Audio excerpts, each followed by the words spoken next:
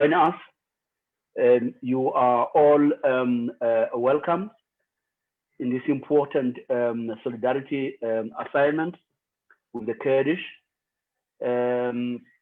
We have a short program. Firstly, having welcomed you all, we can see who are the participants.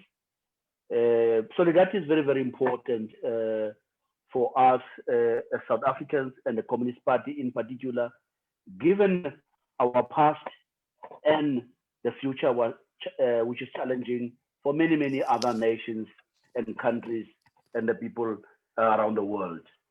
And for that, we will embark on this session to do exactly that in sharing our pain and also empathy.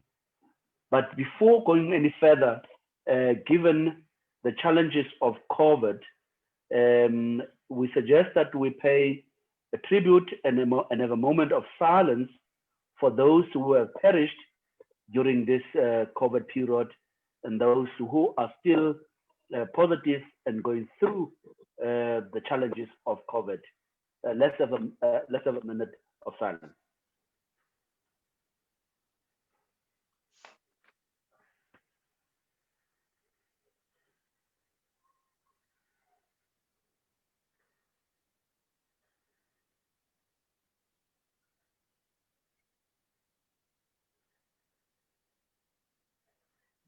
Amandla. Amandla. Away too. Away too. Comrade Jenny, can you take us through the agenda quickly so that everybody is on top? Then we can get into the other items. Please take us through. Thank you, Comrade Front. I've put the program onto the screen so that we can just have a look at what we have. We have the first will be the input by Comrade Havin Genesla, spokesperson for the International Institute of Freedom for Abdullah Öcalan and Peace in Kurdistan. Then we have an input from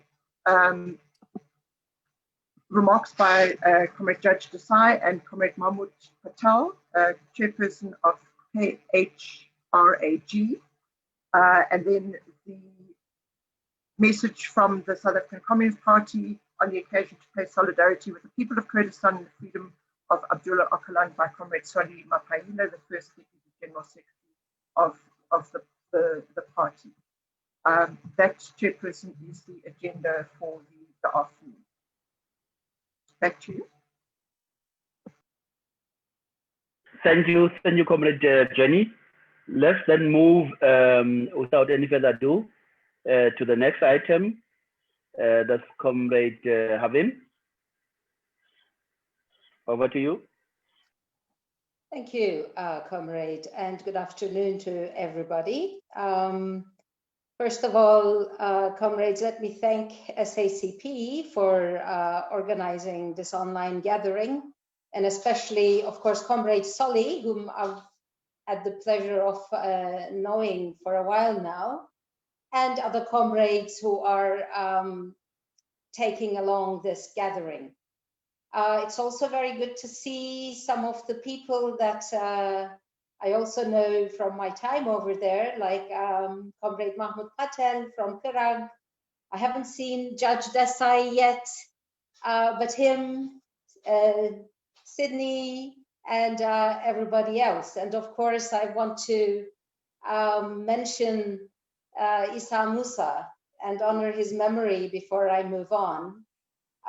He was also one of the first people that I had met from the South African struggle, and I have to say that he was at all times by our side in our long struggle for freedom.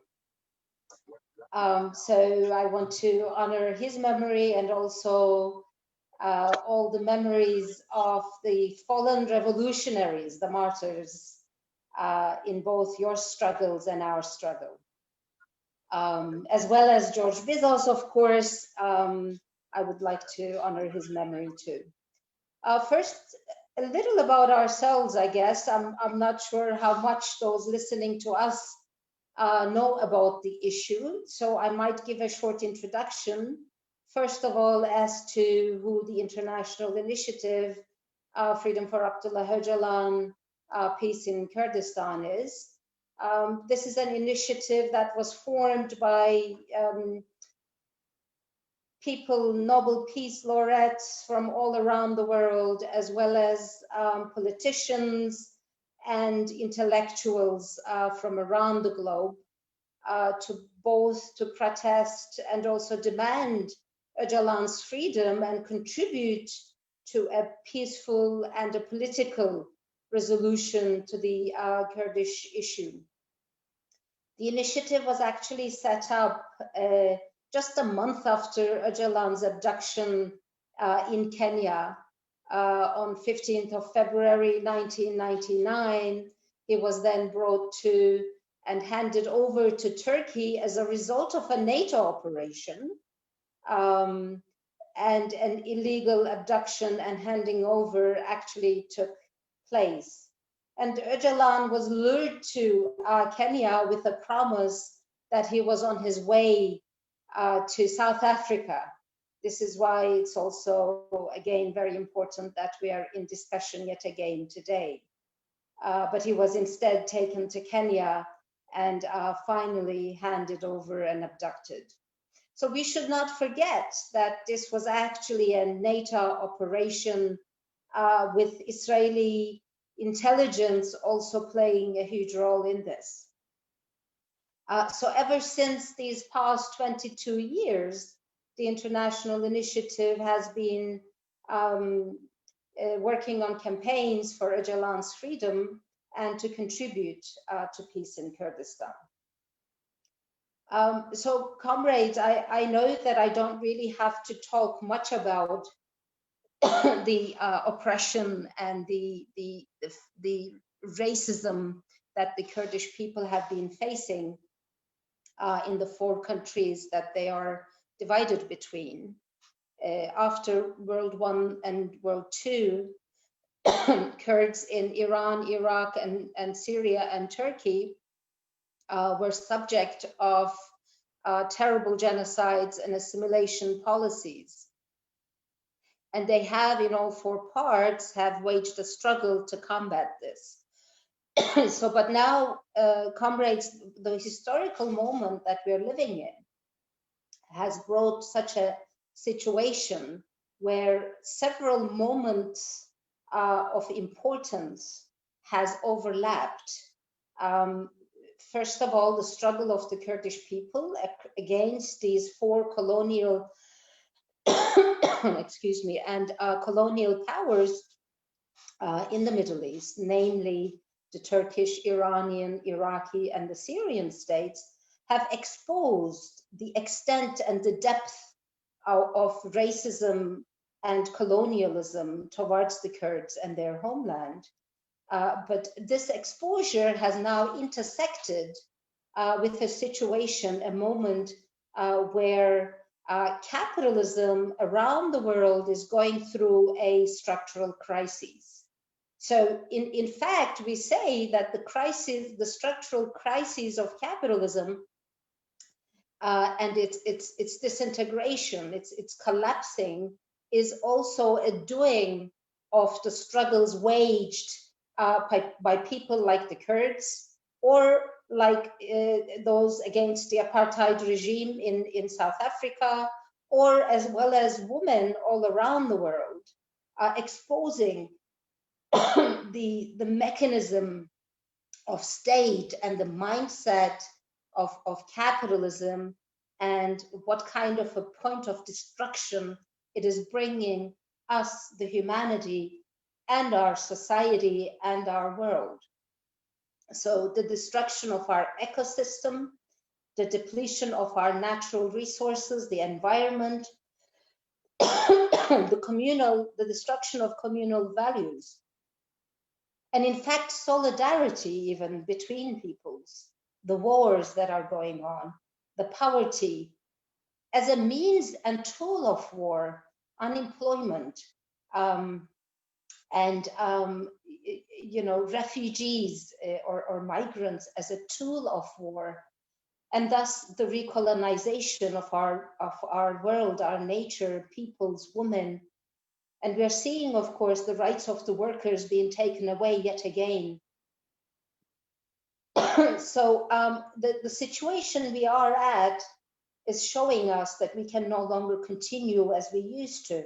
And we are seeing that. We are seeing that to be able to respond to the suffering of the peoples, we are seeing autocratic leaders taking the stage across the globe, including the US, including Turkey, including Brazil, Philippines, and elsewhere around the world.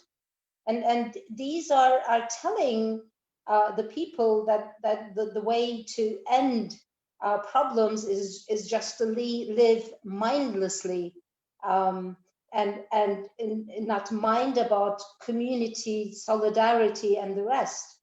And we are seeing, as a result of all these problems that I've been mentioning, there are many great illnesses that are popping up, notwithstanding the COVID-19 that we are experiencing recently.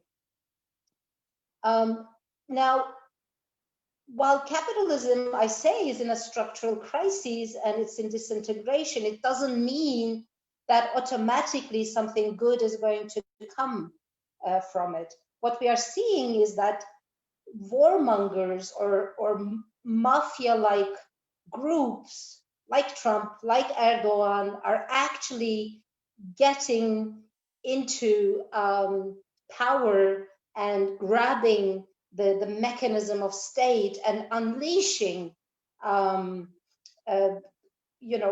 amazing violence and wars against the people. And we've seen this in the Middle East in terms of what we call the Third World War, where there's an actual physical war going on.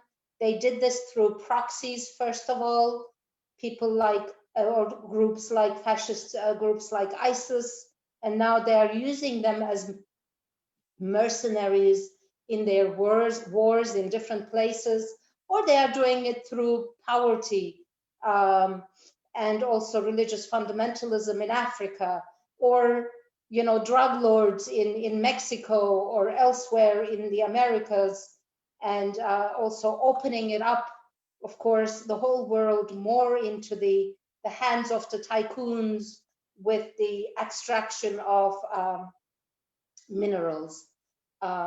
Therefore, there's this huge, what Öcalan calls a World War III going on in different ways and forms, where the superpowers and regional powers are struggling for more control and hegemony over land and over peoples, over women, to be able to, come up with their own regimes.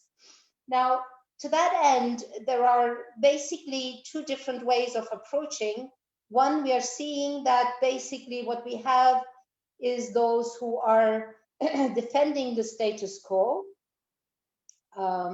or those who are defending a much worse of a system, as in fascism and imperial, the return of imperial powers, as we are seeing with Turkey and recently with AKP and Erdogan. Of course, what this means is that although they want to make us believe the opposite, the rules of the game as set out by the institutions that emerge after the two world wars no longer apply. And we can see that very, very clearly from the super and regional powers role as they continue to occupy and pillage and attack communities throughout the Middle East and elsewhere in the world. Now, Turkey's role in this is especially important to point out. As an aspiring regional imperial power, they want to come to the forefront of this fight. But what we are seeing, on the other hand, is that it is totally unclear whether Turkey, in fact, has the capacity to play such a role. And because while it's bringing a lot of pain, suffering, and war and violence to anywhere that it goes to, it has nothing to contribute to civilization and to democracy. On the contrary, it is bringing backwardness to wherever it goes. So what we are seeing, in fact, although, as I said, it might look like a paradox, is that at the moment, Turkey, with all its paradoxes and contradictions, are actually is like a spearhead for NATO and for the US, and underhandedly actually for Germany, where Germany is still playing the role it ever did, it always did, to play underhandedly and gain profit, interest, benefit as a result of what's going on. So in fact, therefore, Turkey, as a member of NATO, is now occupying a number of countries. It is expanding militarily as well as economically, not only in the Middle East, building military bases as it goes along. There are now more than 50 military bases in South Kurdistan, in the Iraqi Kurdistan. It has occupied parts of Syria, including the Kurdish areas, but otherwise as well. And also it is expanding more and more into Africa. It has very good relations in several places in Africa, but including, unfortunately, South Africa, especially economically, but also militarily. So this is all, on the one hand, supported by the NATO countries, because in order to diminish maybe the Iranian influence, but of course Turkey has its own agenda, yet again becoming the great Ottoman Empire. So this is where it's trying to expand, and we are seeing that finally by trying to open a corridor through supporting Azerbaijan to attack Armenia, and so that it can have its own corridor to the Turkic areas directly, and maybe challenge even the Iranian and the Russian authority that may be there. And of course, did that happen? That's another discussion. But here is all the different areas of expansion that is happening over there. They're of course using also tactics that once the apartheid regime also used within South Africa. There is a huge attack and suppression of its own community within Turkey. They've purged most of the leftists or more democratic intellectuals and activists from Turkey. There are tens of thousands of people now in prison at the moment. So any local leader that tries to organize is immediately imprisoned. But more than that, what it is trying to do is establish satellite Kurdish parties and use them to divide and conquer the Kurdish society internally. And it's especially doing that with the Kurdistan Democratic Party in South Kurdistan, in Iraqi Kurdistan. Single-handedly, this party has allowed Turkey to establish, as I said, more than 50 bases in South Kurdistan. I guess you could say this is a little bit like the Inkatha in South Africa back in the days, where the apartheid regime used much to prove, that one, movement was good, whereas the other one was a terrorist. So this is more or less what's being done in the area. but more than that, it is turning against international law, while they tell the Kurds that, you know, Iraq is a state on its own, Turkey is a state on its own. But what's happening is that Turkey is turning South Kurdistan into a province of it. And it is actually meddling already with borders, both with Iraq and also with Syria, as well as with Azerbaijan and Armenia now. And we will see what will happen in Sudan, in Cyprus, and, you know, all the previous borders of the Ottoman Empire.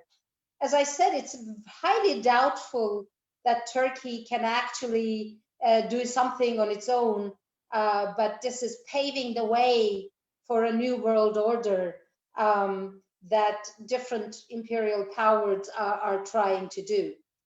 Now, let me talk a little bit about the situation of women as well, because this is and also a very, very important situation. Around the world, as I said, along with colonization of peoples and nature, what we are seeing is the colonization of women again. And to that end, what these fascist regimes are trying to do is call on the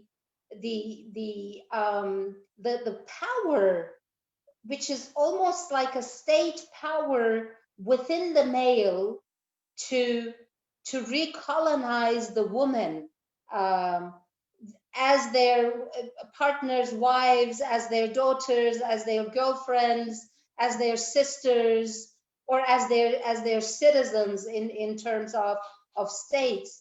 Therefore, what we are seeing in Turkey, but elsewhere, just as the killing or oppression of a Kurd does not need any punishment, the killing or violence or suppression of women in Turkey does not meet any punishment either. So there is this overstretching power vested in racism, in sexism, in nationalism, so that these dynamic forces within the society who are oppressed and who are struggling to free themselves are again suppressed, and instead of a regime where there's freedom for all and coexistence, we instead move towards more fascism around the world. So of course, you know, we talked about, you know, mostly two kind of regimes around the world, one that goes with the status quo, but there's also us, of course, those who are struggling. And I can say for sure, especially in the Middle East, and perhaps also around the world, that Abdullah Öcalan and the Kurdish freedom movement are not just criticizing, but they are also offering not only a solution to the problems that the Kurdish people are experiencing as an ethnic identity, but also their desires for a life in freedom. Therefore, they're offering an alternative to what is going on at the moment. And this is what maybe Sydney and we were having a bit of a chat at the beginning. This is why there is such a huge interest around the world as to how, you know, in the midst of the Middle East, where we are told that there is fundamentalism of all sorts, there is like a growing new horizon of a way of living together, as many differences as they are, the possibility of coexistence and the beauty of it, and the way this actually is itself a hope for the whole world, that the ability to be able to not only halt the fascism and the sheer violence of ISIS, the genocidal intent of ISIS, not only against the Kurds, but also against women and democracy in the region. Therefore, to be able to come up with such a philosophy, it makes, of course, Öcalan and the Kurdish freedom movement not only the foci or the focus of solidarity and hope, but also the focus of attacks by many different fundamentalisms in the region, but also around the world. So this therefore calls for a very, very special solidarity and acting in unity with also, and especially with South Africa, because you are a nation who have also shown that you can live in coexistence with different nationalities or ethnicities and different beliefs. But also, of course, there is a need to strengthen this solidarity and to come in as a nation of South Africa, as a freedom struggle, to yet again bring this to the focus of the whole world and to act in unity. So I guess this is why I guess South Africa would understand much better why freedom of Comrade Öcalan is so much interlinked with the freedom of the Kurdish people in general. He was the leader of a movement that brought the Kurdish people to the agenda of the world. Thus, his continued aggravated isolation undoubtedly means a continued annihilation policy towards the Kurds. His continued imprisonment, and he is actually a prisoner of war. It's not just any kind of imprisonment, as no law is applicable in the Imralı Island prison. As some of you may know, but maybe our listeners don't, unlike the Robben Island, it was a sole person prison for more than 10 years for Abdullah Öcalan, and it was a military zone guarded by 1,000 soldiers. Today, there are 3 other Kurdish prisoners with similar sentences as Abdullah Öcalan. So his freedom is thus necessarily linked to the freedom of Kurdish people, but more and more so due to his philosophy and the creation of northeastern Syria and the idea of democratic confederalism, a non-state solution to the problems that we are experiencing as a direct result of capitalism and its nationalism. He means more so peace in the Middle East. His freedom does mean that. And it is this vision of his, a democratic, peaceful Middle East, that is based on these fundamental principles, as I said. Now, of course, South Africa and SACP has not been idle towards these efforts, of course. Our beloved judge, late Essa Musa, was very quick to lead the Peace Prize, the International Peace Prize that was given by the Struggle Veterans Action Committee in 2010. And our comrade Solly led the efforts for SACP's Special Recognition Award in 2012. But comrades, Öcalan is now 72 years old, and his conditions are more inhuman and they constitute torture than ever.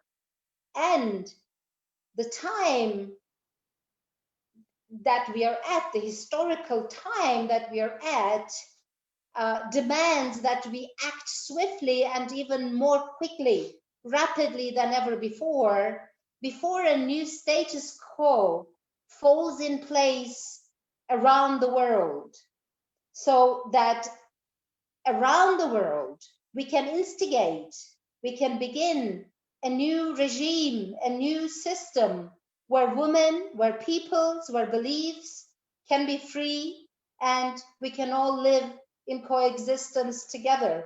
And for that, those of us who have the means, just like in the past during the struggle against the apartheid regime, like Cuba did, like other countries did, we need to make good of the mechanisms at hand. Therefore, I call on everybody who is listening to us, most of all, of course, we know that SACP's continuous support will be there, we are sure of that, but we also call for NAC governments and the South African government's continued support and the suspension of such strong relations with the Turkish state, and to demand that Öcalan be freed, as well as the Kurdish people are assured a just and equal political solution in Turkey and in the Middle East. I thank you for this amazing webinar, and I'm sure that it's going to be ever fruitful. Thank you, comrades, for your solidarity and support. Thanks, Comrade Havin. I was still listening with interest. No, thanks very much. Well done. I don't have to comment on the input. They are comrades who are assigned to contribute to the input. Comrade Jenny, I'm not sure if Comrade Judge Desai is on, ready, and Comrade Patel. Comrade Franz, Comrade Patel is here. I don't see Comrade Siraj here. Yeah, but Comrade Mahmoud Patel is here. Okay, so maybe let's hand over to Comrade Patel, and then you'll give an indication if Comrade the Judge join us later. Thanks. Over to you, Comrade Patel. Thank you. Revolutionary greetings, and greetings to all distinguished comrades here, and thank you for affording us the opportunity to share with you the international solidarity that's building up this year going forward into 2021 for the release of Abdullah Öcalan and strengthening our long bonds in this struggle with the internationalists as well. Our comrade Judge, unfortunately, sends a message that he's busy in trial and obviously at court and so on. And if possible, he will join us. But he says, please convey my sincerest apologies. And the matter is in the media as well. It is that one that he's busy with as well. So if he does come and join us later, we would be fortunate to have him with us. But he wishes us all well, and to everybody who extended him the special invitation. But unfortunately, duty calls and he has to be at court and so on.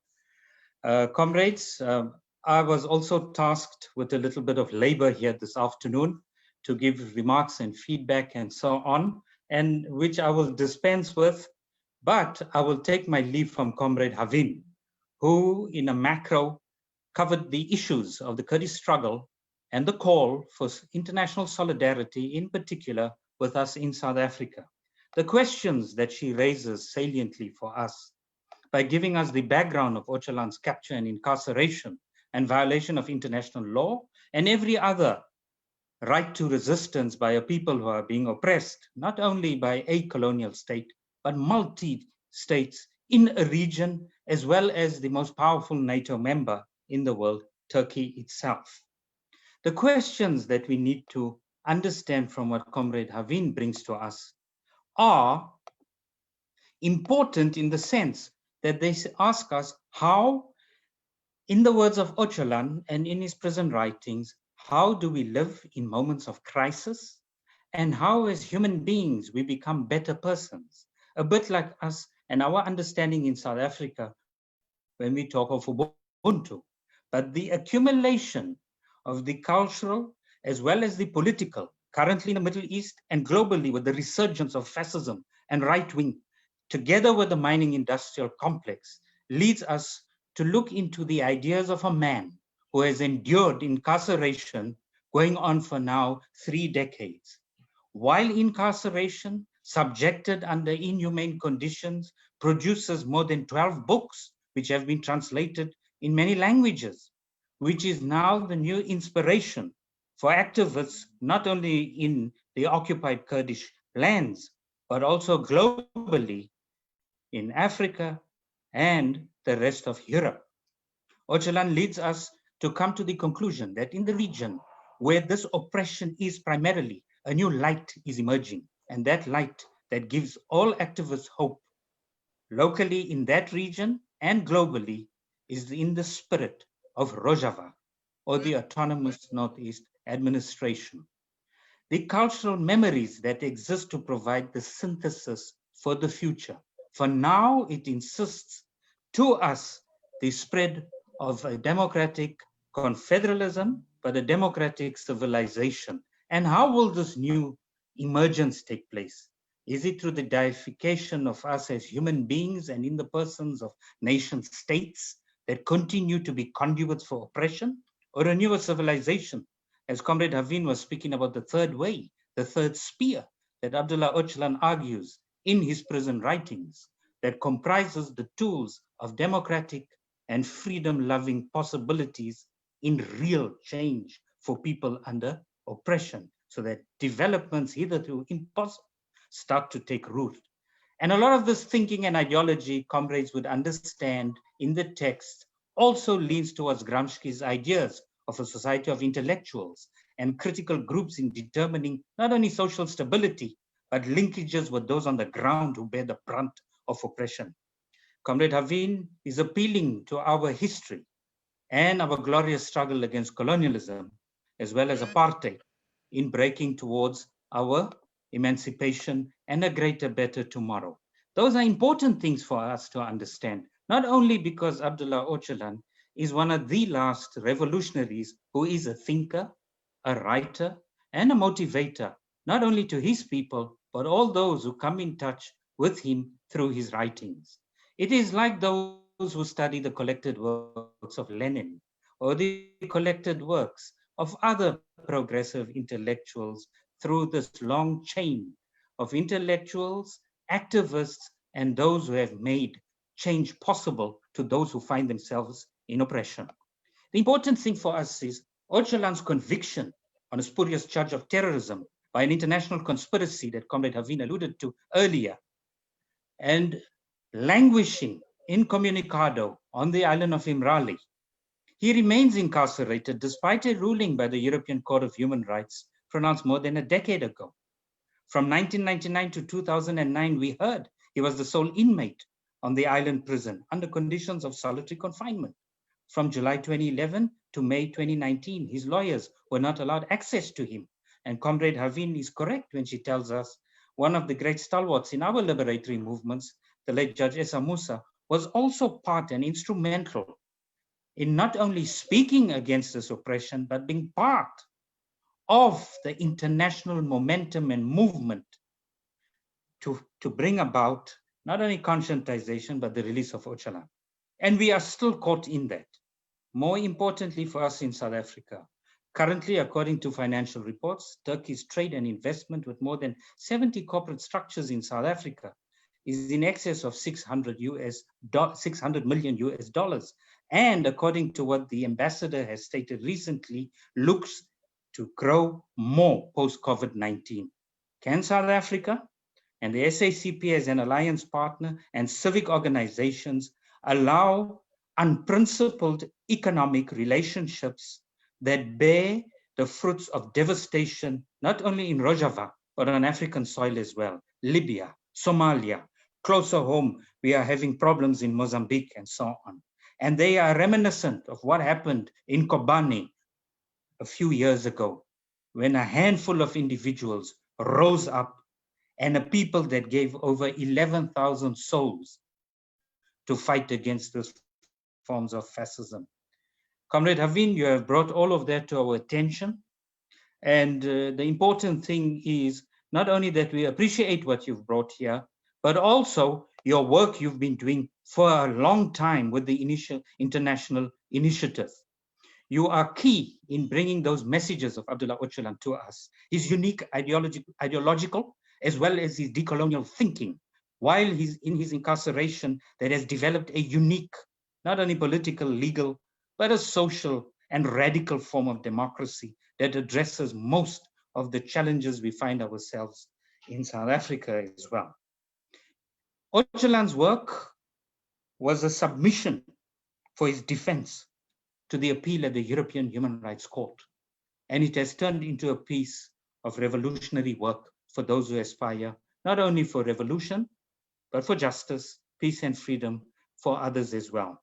The International Solidarity Campaign, by appealing to us in South Africa and us in the Kurdish Human Rights Action Group, also appeal to all solidarity partners to please, we need to come together, bring the momentum, and in the forums, diplomatically, politically, as well as in our different forums when we meet in our community structures, share knowledge and ideas on how to work towards the unconditional release of Abdullah Öcalan.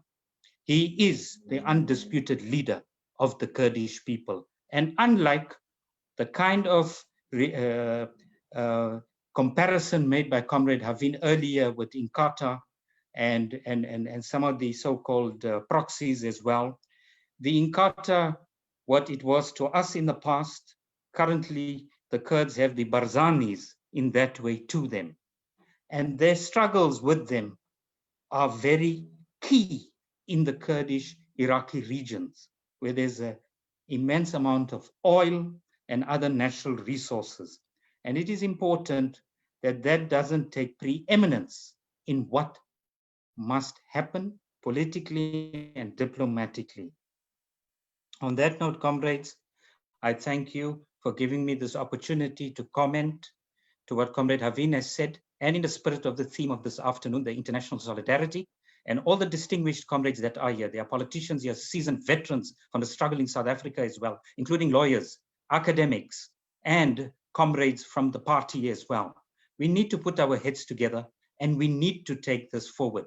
The time for talk, as they would say, is over, and the time for action must start to take place. Thank you, comrades. Thank you, Comrade Patel.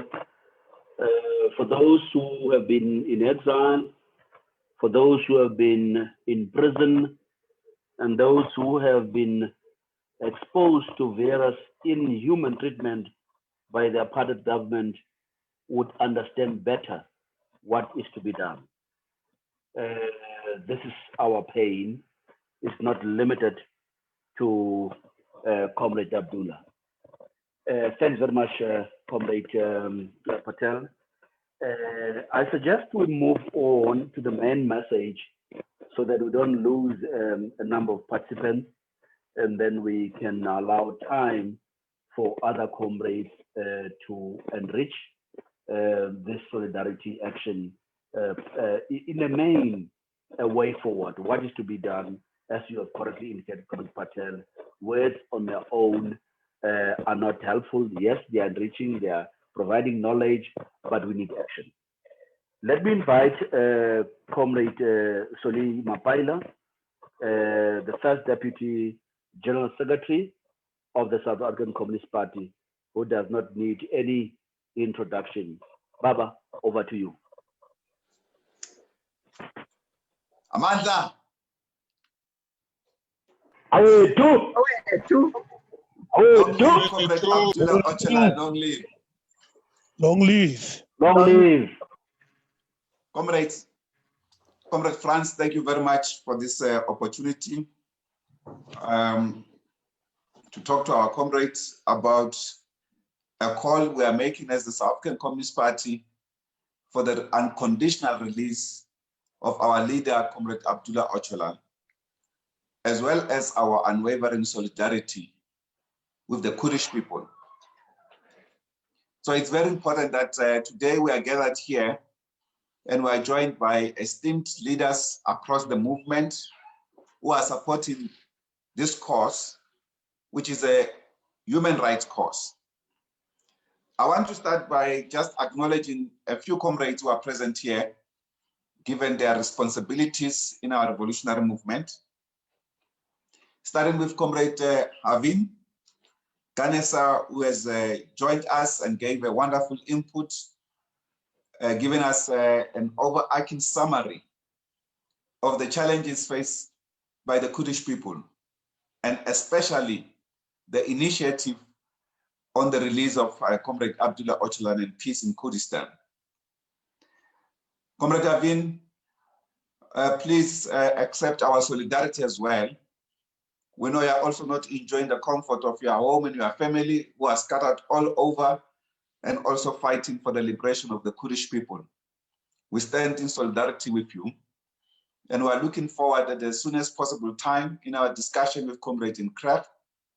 We should be able to host you or one of the comrades here for a brief movement to our structures to mobilize continuous support in solidarity with the Kurdish people. I must also acknowledge Comrade Mahmoud Patel for his wonderful input and leadership in Krach, together with Judge Siras, as well as Comrade Sydney and many other comrades who have been doing a wonderful job on the solidarity program on Kurdistan in South Africa through Krach. We want to say, comrade, we are noticing that even from the political organization that sometimes keep failing to express themselves clearly on the solidarity of with the Kurdish people. But we have kept the fires burning and always reminded us of our own political duty and obligations. We thank you for that continuous work. Comrade Krish as well, who joined us and actually forwarded an apology as well that he will be leaving because of other commitment, who has shown enough interest working with our comrades in Adel, actually following through our two judges who have immensely contributed to the international recognition of the violation of the Kurdish people, and in particular, the unlawful continuous incarceration of our leader, Abdullah Öcalan. Comrade Franz, from our Central Committee, and several members of our Central Committee present here, Comrade Jenny Schreiner, member of our Central Committee and Politburo. And I've seen we've been joined by Comrade Reniva Oswell from Syria, who's a member of our Central Committee, as well as Ambassador Bergilda Astarwat, who's our ambassador there in Syria. And thank you very much as well for connecting from that far. All other members of our party, provincial leadership that is here, I've seen several who have joined us, including the mayor of Metsimaholo, the SACP mayor in a small town on Sasolburg, Metsimaholo. And I think it's important, Comrade Lindiwe Chongwa, that as we acknowledge your presence in this platform, to also say there are progressive mayors in the world, in Kobani, in Rojava, that we can link up with. We can have twinning programs. Those are people who are practicing living socialism at the moment. They don't preach it, they are living it. It's important that we acknowledge that and see what possibilities exist for us to engage with those comrades in Kobani in particular, and Rojava.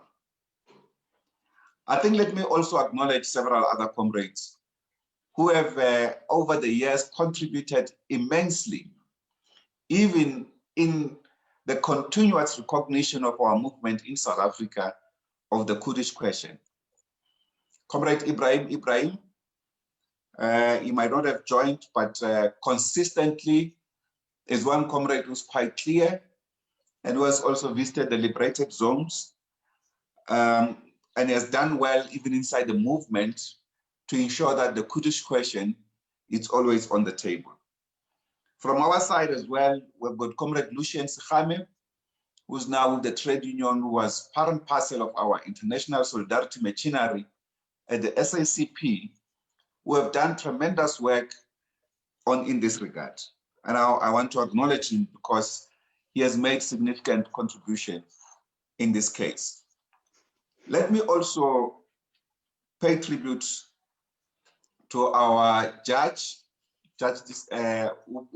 Musa, Issa Musa, who, as you know, has made tremendous input in the judiciary space internationally on the Kurdish question. I must tell you that, Comrade Franz, we had an issue as the SACP that we made a complaint when he was judge of the office overseeing the conduct of the works. So we made a complaint, and when we went to see him, when he realized it was me who came there, we spent the whole hour discussing the Kurdish question.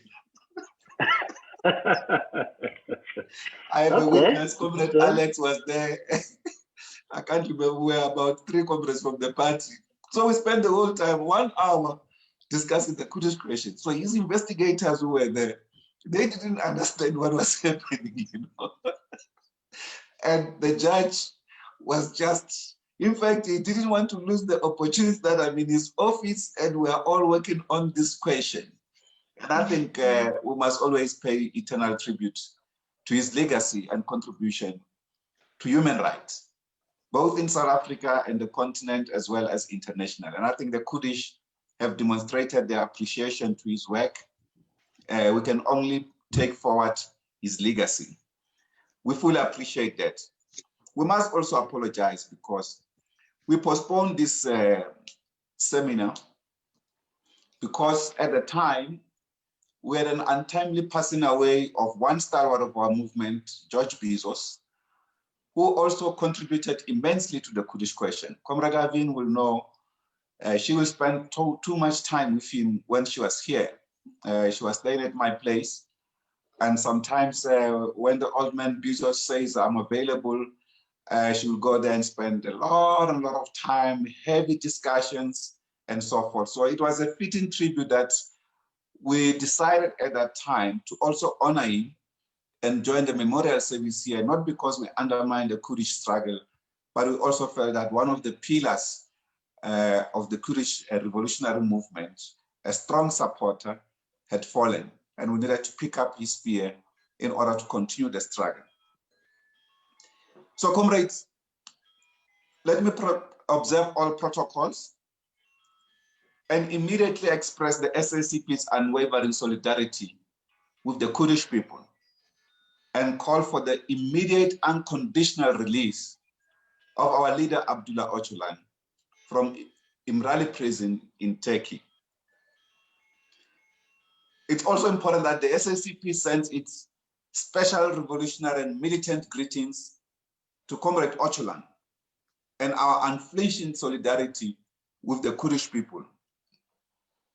We must also, comrade, indicate that we condemn the actions of Turkey against the Kurdish people and the actions of Turkey in destabilizing the Middle East that seeks to not only engender the imperialist forces who have destabilized the Middle East, but have themselves become a major tool for destabilization in the Middle East. We want once again to not only pay tribute to our leader Abdullah Öcalan, but also to the heroic Kurdish people, with Öcalan as their symbol. Yes, indeed, Mahmoud is right. He's the undisputed leader of the Kurdish people.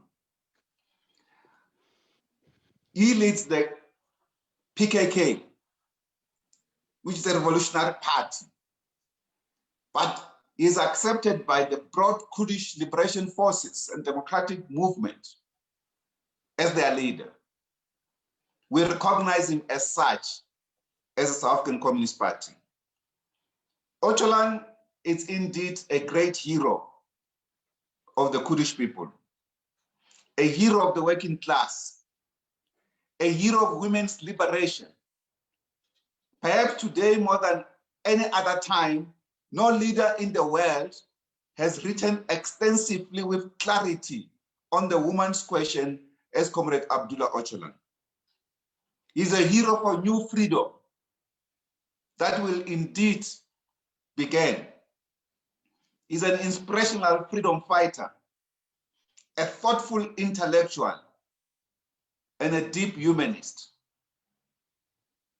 It is in this regard that we are paying tribute here to a man of immense qualities, a man that must be freed and share in real life these values that he has with the rest of the world. We want to dance with Abdullah Öcalan. I mean, you say it's 72 years today, you know, as we continue, we forget that he's aged in prison. We still think of Abdullah Öcalan, the militant young man that represented his people and gave up everything for the freedom of the Kurdish people. But yes, we want to dance with him. We want to see him giving the Kurdish people their own Mandela dance. We want Abdullah Öcalan freed. And this call for the freedom of Abdullah Öcalan, it's an unwavering call to all oppressive governments that continues to subject the Kurdish people to massive degradation, inhumanity, such that over 55 million people have no state and are denied their rights. How is it possible that the world keep quiet? How is it possible that the land of Mandela doesn't rise up in arms against this degradation? The Communist Party should not and must not allow itself to ever stand aloof when so much injustice is committed against a people. The Kurdish people have suffered so much. Comrade Öcalan doesn't even, at this point in time, in the fight for the liberation of his people, demand a state. He's demanding their rights in a confederal system. He's demanding their inalienable rights to life, to language, to peace, to cultural heritage, to their wealth. That's all he's demanding. He's not demanding a nation state that is oppressive. It is therefore important that the Communist Party and the rest of the progressive forces worldwide must be unequivocal in their condemnation of the Turkish continuous incarceration of Comrade Abdullah Öcalan. It is therefore in this regard, Comrade, that we want to call for an unflinching solidarity with the Kurdish people and a full commitment to their self-determination, albeit in a confederal system as called by the leader Abdullah Öcalan. We also seek to affirm their rights as human beings, as Kurdish people, to practice their language anywhere else, even in Turkey. Today, many people do not know it is illegal to speak Yazidi or any of the Kurdish languages in Turkey. What absolute nonsense is that? That people can be denied their right to speak their own language.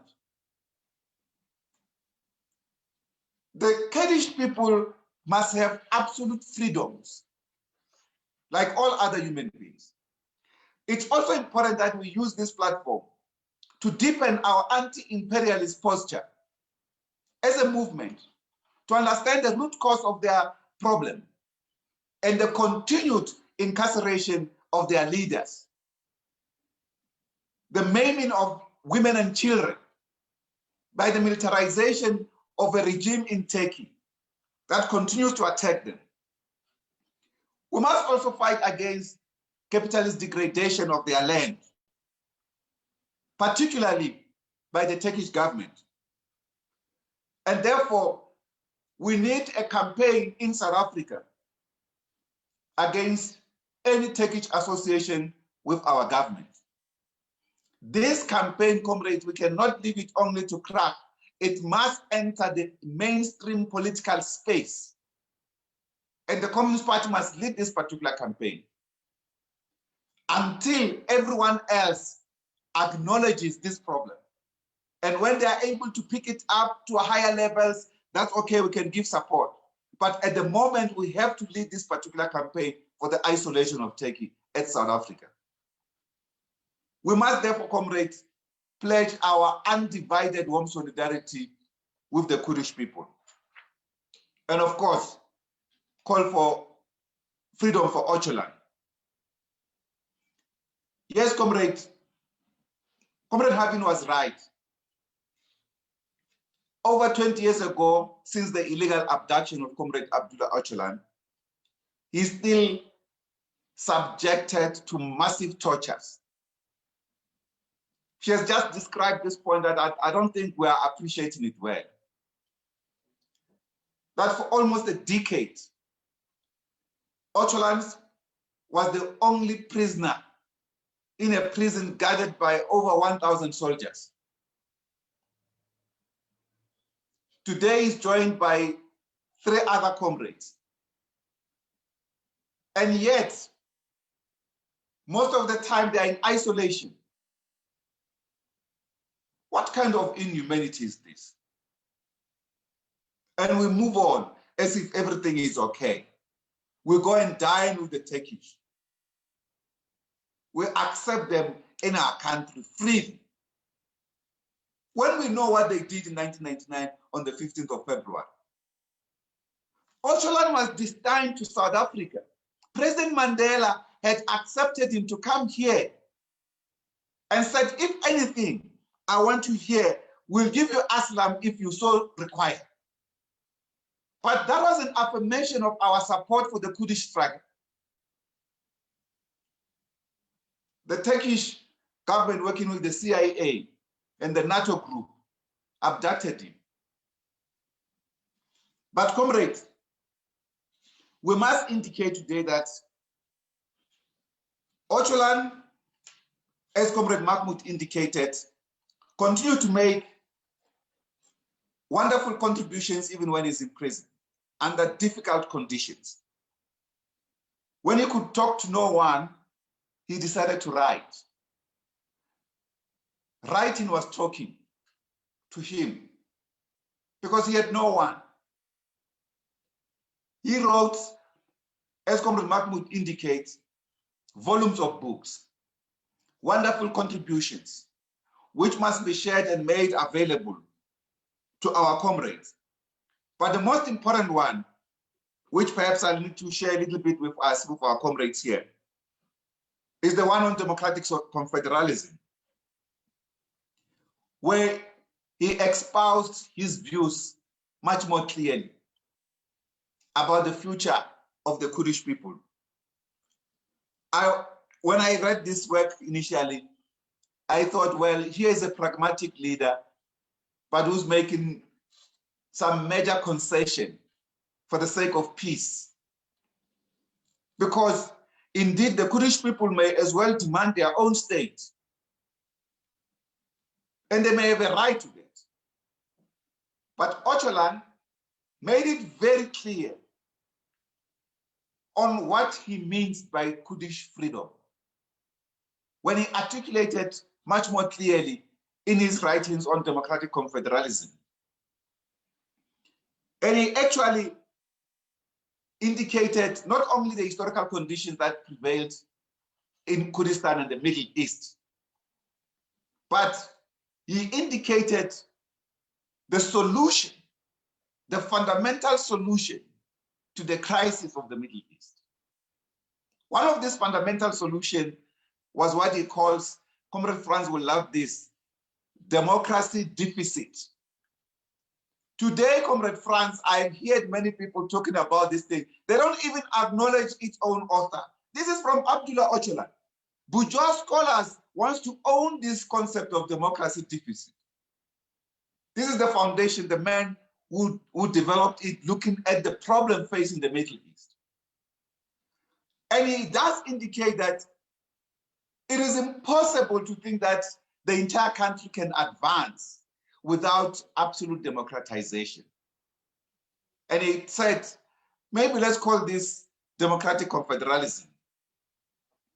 But it's important, comrade, that we acknowledge that the Kurdish people have had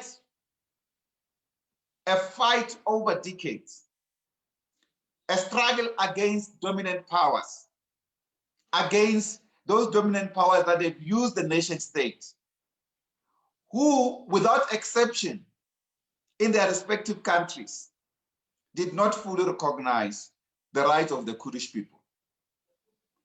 Some, of course, change over time. These are people that we also have relations with. As you know, Kurdistan, or the Kurdish people and their territories, are found in the 4 countries of Turkey, Iraq, Iran, and Syria. But at the same time, it's important to appreciate that the Kurdish people have struggled for a long time.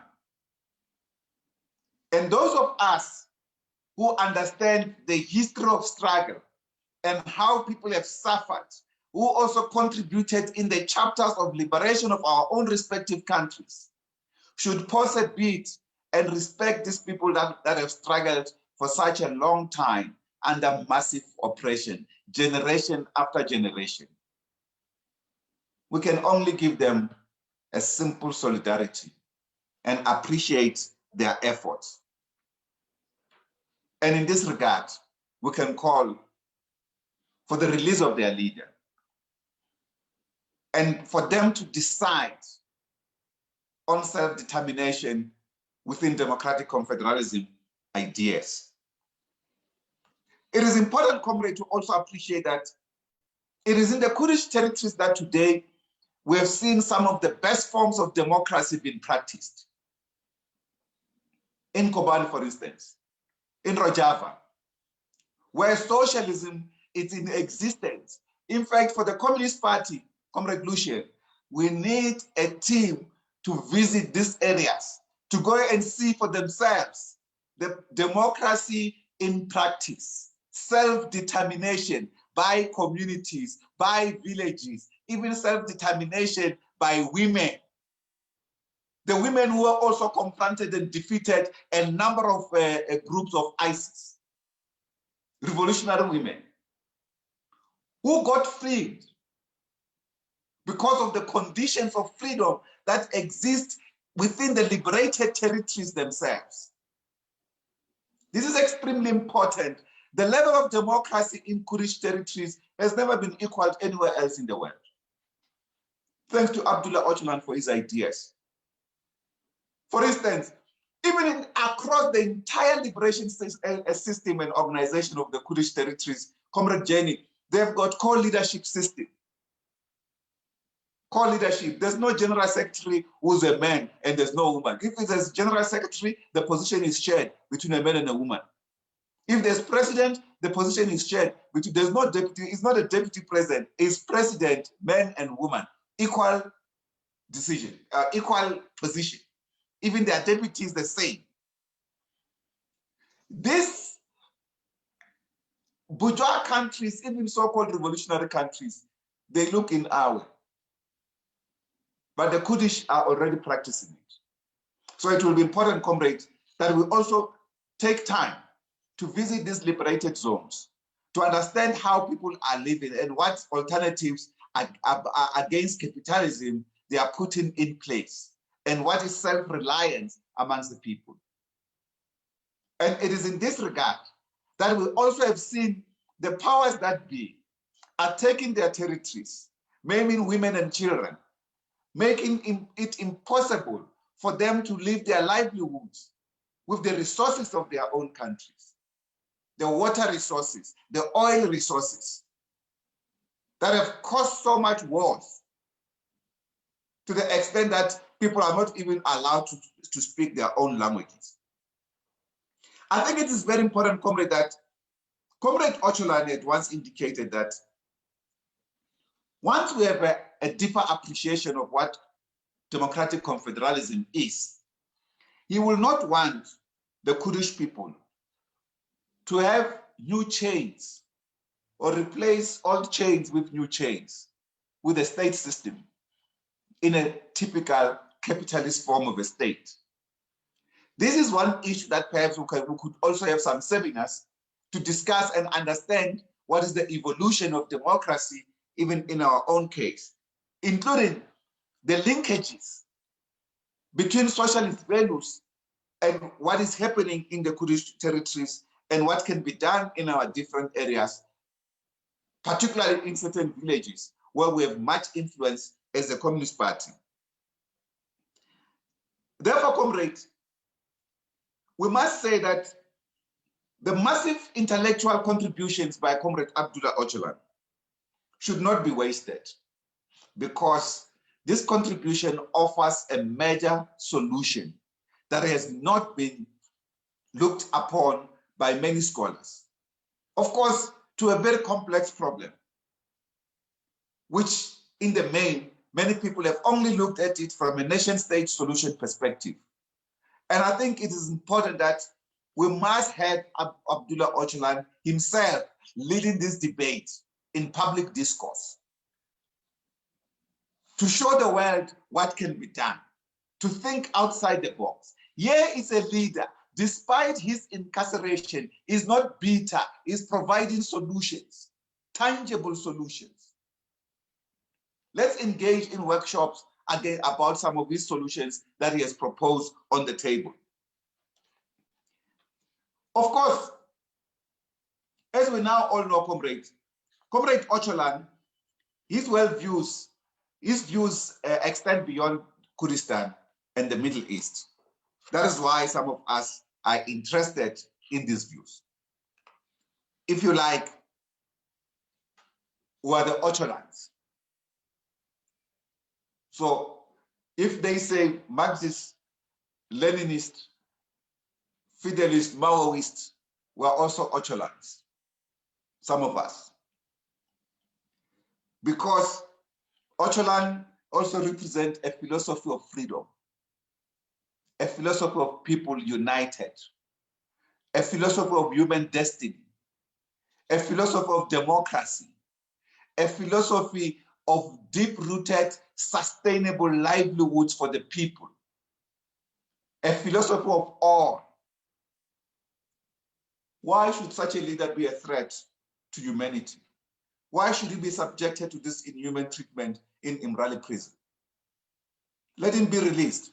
We want Öcalan. We want Öcalan released so that he can lead these discussions with the remaining years of his life. And therefore, we cannot allow a bulwark of a state that has almost immersed itself as a terrorist state, the Turkish government, to deny us the freedom of Öcalan and the freedom of the Kurdish people. So it's important that we speak out against this regime. And therefore, comrade, it will be important that we embark on massive solidarity programs that are tangible. Sometimes it's okay to speak about solidarity and walk away after saying solidarity. But we need tangible programs. The militarization war against the Kurdish people by Turkey in particular has caused untold damage amongst children and women in particular, but against all the Kurdish communities. What can we help? How can we help those of us who live in a free society, so-called? What contributions can we make? We need a campaign platform that can also begin to respond to those tangible things, Because once you start engaging in those, like Judge Issa Musa, for instance, if he tells you about many conditions that he has seen there, you realize why he was deeply connected with these people, because he was a humanist himself. So it is out of that we can build tangible programs. And I think it's important that in doing so, we must appreciate the fact that the fundamental problem is to resolve the political problem that continues to incarcerate Comrade Abdullah Öcalan in prison, as well as the rest of the Kurdish community. Therefore, our comrades, we need these programs, as well as ensuring that as we embark on these solidarity efforts and programs, we call on our respective governments, in this case, the South African government, to be quite clear about the positions of the Kurdish people, to be unequivocal, to stop these dinner meetings with the Turkish groups, knowing that they've got blood on their hands. And therefore, the spirit of liberation and universal emancipation does not in any way allow cohabitation with imperialist forces. They don't go together. Therefore, let's isolate Turkey. Let's have a clear campaign for the isolation of Turkey. Let's write letters to our government, to our ministers. Let's put this on the agenda immediately, Comrade Jenny, of the Alliance Secretariat, as well as the Alliance Political Council. This question of the Turkish oppression of the Kurdish people, and particularly the incarceration of Abdullah Öcalan against international law. This is a fundamental question politically that must be addressed. So as we address this question, let's of course have and deepen grassroots collaborations with various Kurdish communities. In this case, we will also learn from the Kurdish struggle. I think it's very important to appreciate the fact that South African government, while it is led by democratic forces, has really let down revolutionary people of Kurdistan, who have looked much onto this government of Mandela and his legacy. When Mandela rejected an award from the Turkish government, what was the basis? The Kurdish question. Today we've forgotten about that. So it's important in conclusion, comrade, to say, whilst organizing grassroots collaborations, we must also deepen both our theoretical and practical understanding of the Kurdish question and not be ashamed to put it on the table. I have seen some of the propaganda elements trying to besmirch the Kurdish liberation struggle with lies and innuendo. I've been to the mountains, to the territories of the liberated zones. I've been to the martyrdom space to directly observe the Kurdish revolution. We cannot allow lies to be spewed around just because people control instruments of communication. Let's tell the story from our own solidarity of the Kurdish people as South Africans. And therefore, the Communist Party in this regard can play its role, not only because of PKK, but because of the human rights question. I must tell you a brief anecdote, Comrade Sydney and others. When I visited the liberated territories, I had taken with me some T-shirts of the Communist Party and some caps. So when I met the leadership for the first time, they introduced me one of Comrade Öcalan's old comrades, co-founder of the PKK. And they said, yeah, Comrade Soli, this one is from the Politburo of the PKK. And I was so happy to see him, you know. So after that, I shared my T-shirts And I said to our leader, and I said, hey, listen, my leader, please make sure that at least he can get one T-shirt, because there were a little bit many in the room. He laughed. He said, no, sorry, here, property is nothing for us, man.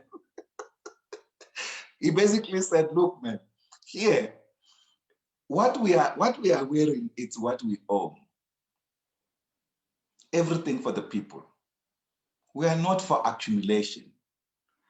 And, you know, I understood what he was trying to say, but not deeply, until I visited the Martyrdom Square, where many of the combatants who fell in battles are buried.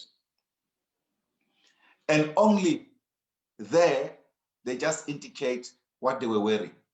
That's the only thing that they owned. And they keep that in their graveside. That can also be useful as monuments. And their families come from all over the 4 territories to visit them, to see them. You must see, Comrade Jenny, you are in the ANC Integrity Commission. You must take that Integrity Commission to visit there and see the rules of revolution, how the people appreciate combatants and revolutionaries. When it is spring, when the masses come there in their numbers and say, if you want to bomb the liberated zones, bomb us too. Because those people have given up everything for the cause of liberation. These are the Kurdish people. They are a higher level humanist group in society at the moment that you can ever find anywhere else. People think that sometimes the Communist Party have got higher values. No. The Kurdish people, the Kurdish revolutionary movement, their values 100 times higher than even those of orthodox communist parties. They're selfless. That's the attitude. So when I visited that, I now understood what the co-president was saying when he said, no, we own what we have. That's all. Everything for the masses. That society where nobody, if nobody has, everybody has. We share. That's our community. That's the Kurdish community. That's the community that has inspired us. I think we want to say, comrade, we appreciate your participation in this program particularly. And we want to reaffirm our fundamental and unflinching solidarity with the Kurdish people, and to maintain our call for the unconditional release of Comrade Abdullah Öcalan from İmralı prison in Turkey, and our need and necessity to isolate the Turkish government and the use of all instruments, including international law, to force the Turkish government to release Comrade Abdullah Öcalan.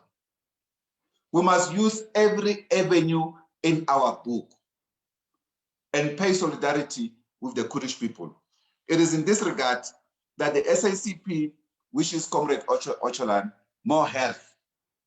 And all the Kurdish people, we send our warm regards and solidarity. Amandla, thank you very much, my friend. Amandla. We want Öcalan. We want? Öcalan. Comrade Soli, thank you very much, First Deputy GS.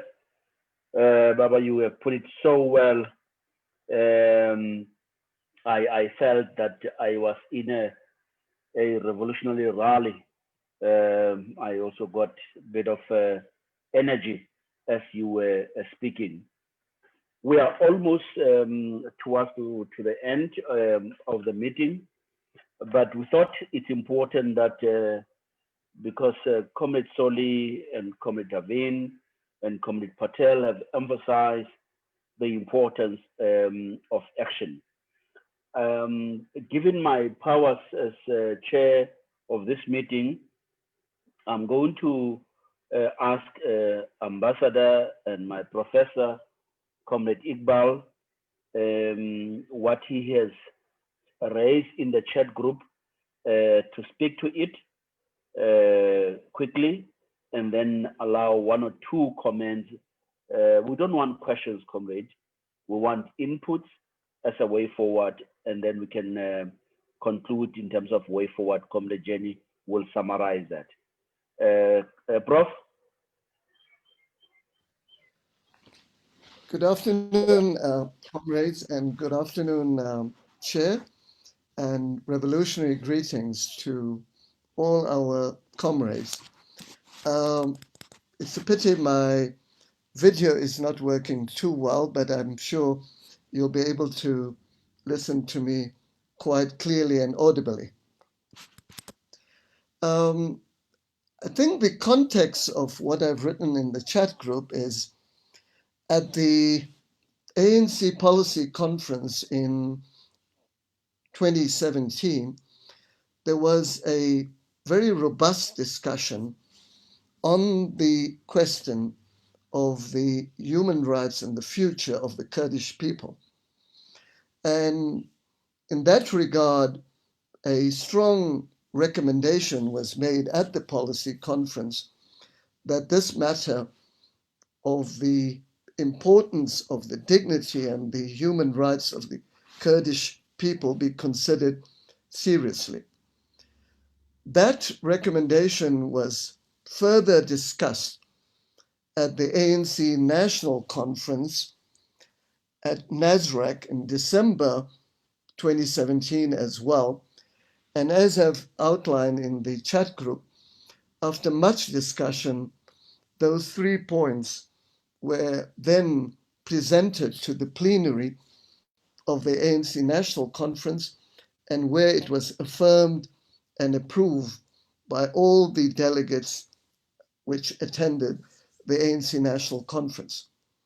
So I think the key question now to summarize is how to take forward, and as Comrade Soli Mapela mentioned, to come up with a very robust plan of action to implement those 3 points mentioned there at the ANC National Conference. And indeed, I agree with Comrade Soli and the other comrades present that the SACP will have to lead this campaign in a very nuanced and robust way with key points of entry as to how we want to popularize this campaign for the rights of the Kurdish people. Let me reiterate the 3 points which were made: that the ANC supports the Kurdish people's struggle for human and political rights, peace and justice in the Middle East. Point B which was made under point 36 of the page 57 report.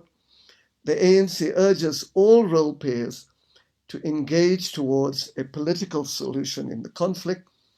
And then it concluded, the ANC further calls for the release of Kurdish people's leader, Abdullah Öcalan, and all political prisoners.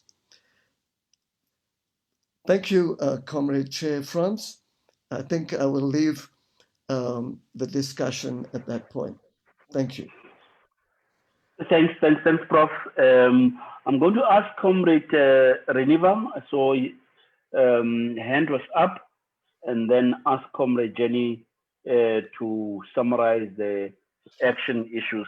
I was hoping that Comrade from COSATU would be here, because Comrade Soli was very clear on mobilizing the alliance, and at least Comrade Prof, you have spoken on behalf of the ANC and referring to the ANC resolution.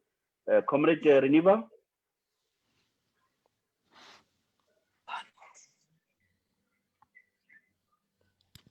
Hello, Comrade Reniva, hello. Hi, Comrade Franz. Over to you, my dear. Oh no, network. Hello, Comrade Franz, do you hear me? Can hear you very loud and clear. Thank you, Comrade Savan and Mahmoud, and our DGS Comrade Soli, for your very insightful inputs. like the DGS has stated, the comfortable relationship between South Africa and Turkey and the ANC and the AKP, it's most unfortunate given the ANC's resolution as outlined by Comrade Iqbal. And it is even more unfortunate that South Africa chose to sell arms to Turkey. So we really trust that the blunder will never be repeated again. And I agree with the proposal that we should campaign for our government to end any association with Turkey until it changes the way that it operates. Now, just within that vein, and given that I'm based in Syria, I know Chair said no questions of clarity, but it's very important for my own understanding. Given the collaboration between Turkey and the USA here in Syria, can I please have clarity on the relationship between the SDF, which is a representative of the Kurdish community, and its association with the USA here in Syria?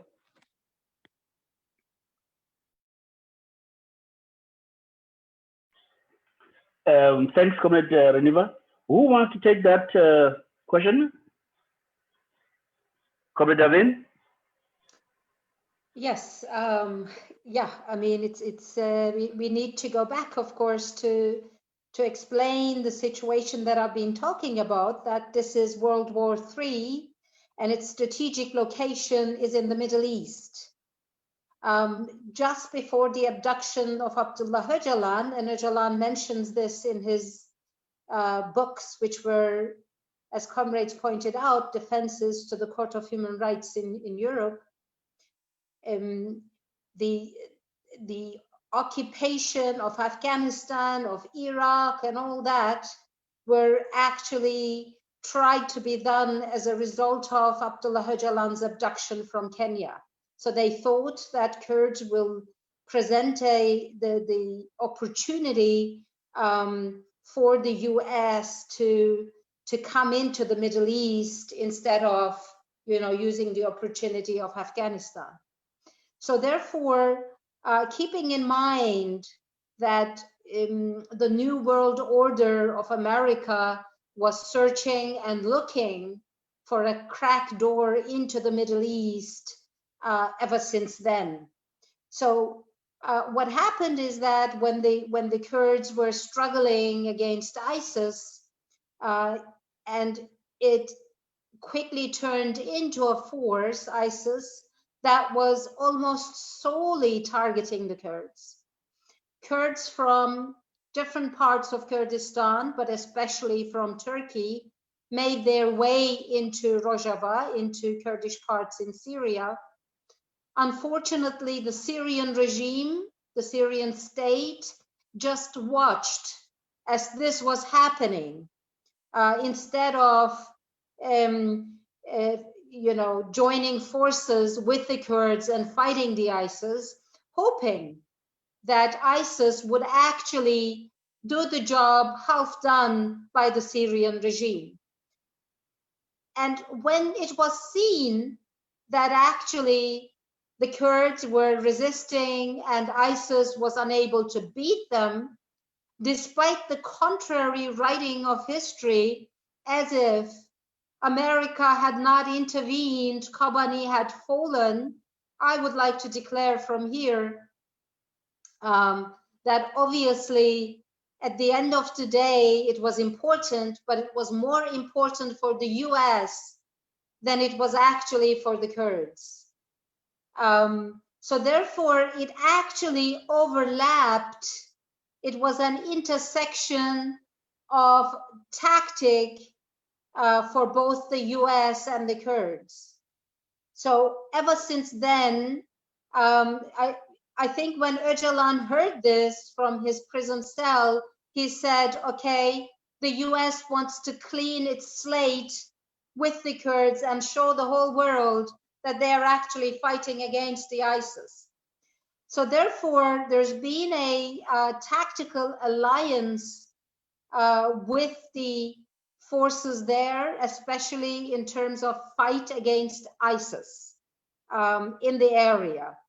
And they've made a point actually to keep it as more military contact than a political one. So this is the situation on the ground over there. And ever since then, of course, they have used every opportunity to make sure that the revolutionary process there is appropriated and attacked in many different ways. And one way was that they allowed Turkey to occupy parts of Rojava, and Russia allowed Turkey to occupy other parts of Rojava, like Rojava in terms of Afrin and also in terms of Serikani and all that. So the situation is one that is not like before, like the Cold War. You had on the one hand, the Soviet Union, and on the other, the US, and together with Soviet Union, Syria was also there. The situation at the moment is not like that.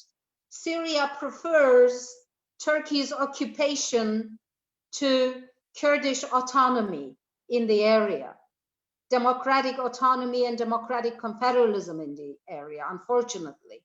And this is allowing more and more of occupation and expansion of Russia, Iran, and Turkey into the region, into the depths of the region.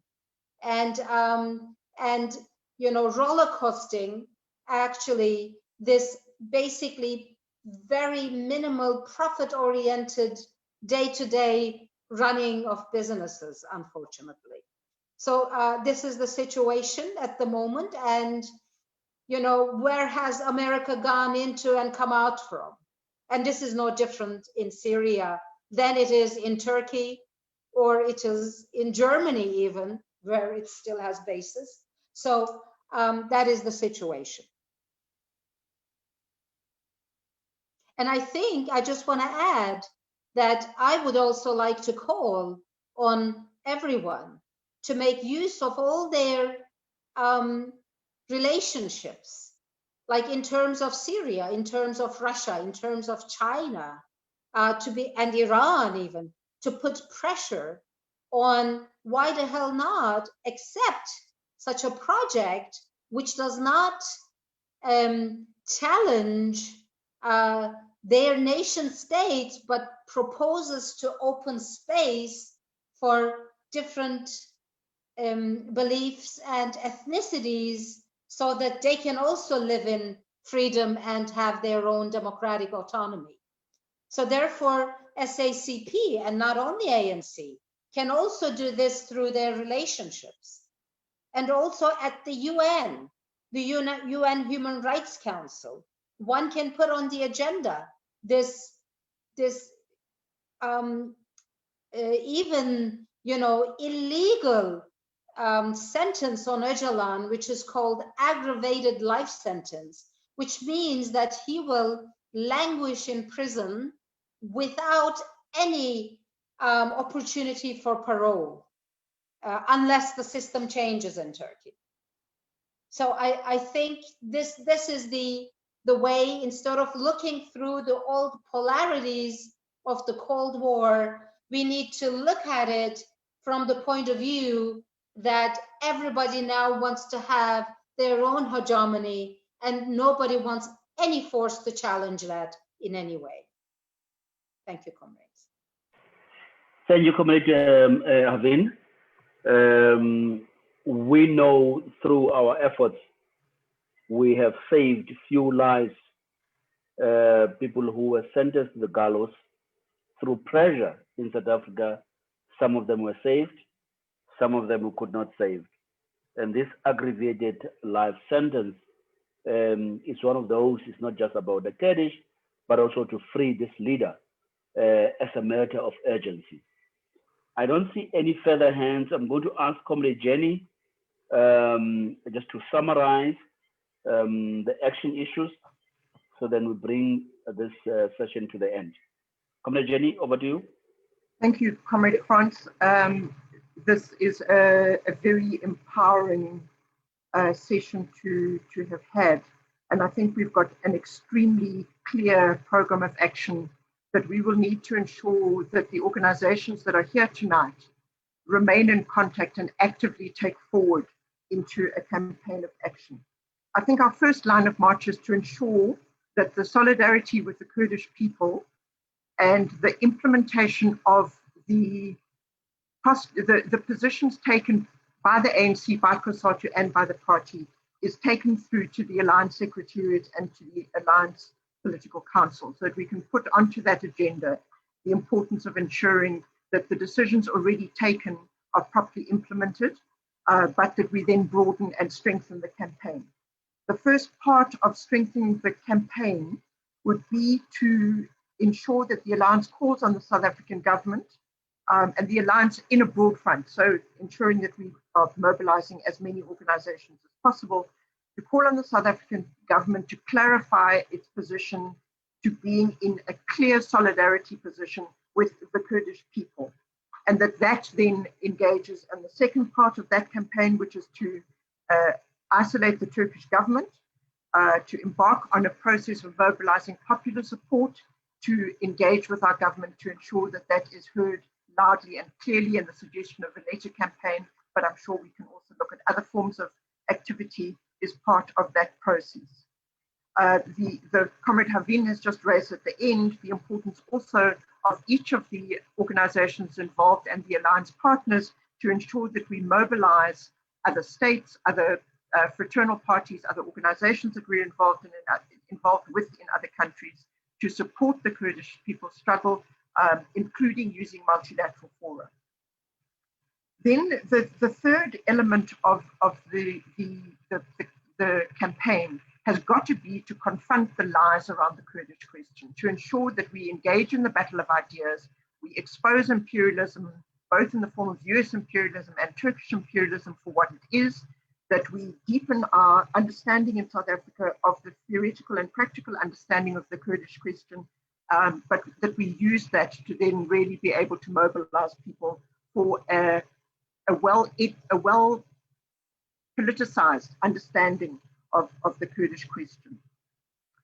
The fourth area is the aspect of ensuring that we are involved in grassroots collaboration, so people-to-people solidarity, and in particular, the process of ensuring that we are learning from the Kurdish struggle and from the Kurdish forms of democracy and forms of organization, and in particular, the revolutionary morality, and that we are able to then reflect on that and learn in our own processes. So there are also suggestions, apart from visits to the Kurdish territories, there are also processes of ensuring that we have ongoing webinars that enable us to look in more depth at the forms of democracy and organization that the Kurdish people, under the leadership of Comrade Öcalan, have developed. Then one of the other elements that has surfaced is the issue of arms sales. And for us as South Africa, the National Arms Control Committee and the mechanisms that we put in place at the beginning of our democracy really need to be looked at in relation to that. So that is an issue that needs to be taken up very strongly. There's a strong element of all of this that relates to security and international arms issues that we need to be able to look at. The last part of the campaign, and not last because it's the least important, obviously, is the campaigning for the release of Comrade Öcalan and all other political prisoners. And that is something that we as South Africa know from our experience of the Release Mandela campaign. We had a global campaign around Release Mandela, but it was not only Release Mandela, it was Release Mandela and all other political prisoners. And I think for us as South Africa, we need to remember our own history in this regard and really be able to take up the cudgels on that. Comrade Frans, I'm going to hand back to you. That seems to me to be the summary of the process that we are embarking on. I think the urgency and the importance of this issue means that the Alliance Secretariat meetings and the APC that are taking place within the end of this year need to have this issue solidly put on the table so that we do not land up where there's a long delay between the momentum of tonight's very empowering seminar and the taking up of the campaign.